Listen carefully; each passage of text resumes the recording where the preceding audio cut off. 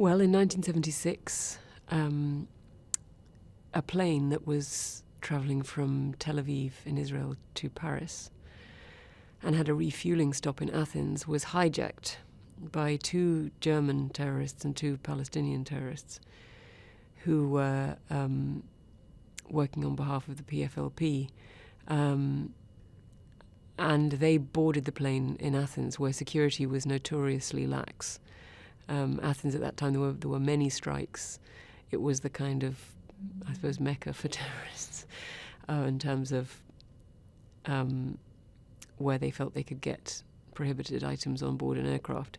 And many Israeli passengers, they said if they'd known or been sort of clear about the fact that it was stopping in Athens, they never would have boarded it, because, of course, obviously that, you know, El Al and such airlines. Well, El Al, the Israeli airline, was so far ahead of all other airlines in terms of security, and Air France didn't have the same control. So 4 terrorists boarded the plane with false passports, and soon after takeoff took over the plane, took over the cockpit, kept the passengers under control with grenades and handguns and explosives, and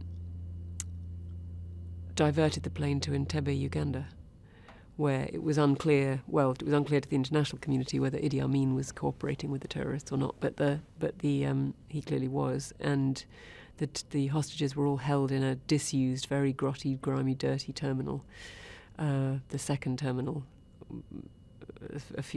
some distance away from Uganda's flushy new terminal, and they were held for 6 days before trying to have their demands met. And what they wanted was the release of various political prisoners in Germany, in Israel, and elsewhere. And they threatened that if they didn't have their demands met, they'd start to kill the hostages.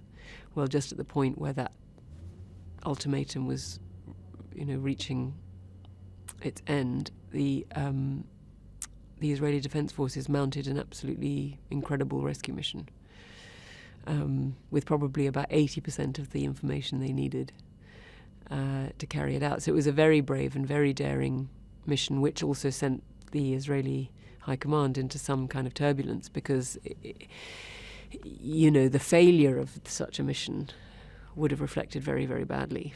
And yet not acting has its own problems coming with it.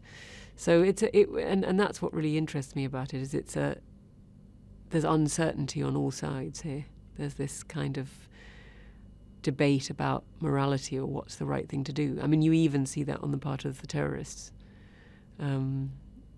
Because mine and Daniel's characters, German left-wing intellectual types, they felt they had there was a real moral urgency behind their cause. They weren't aiming to kill anybody. And I think all that and more is very interesting.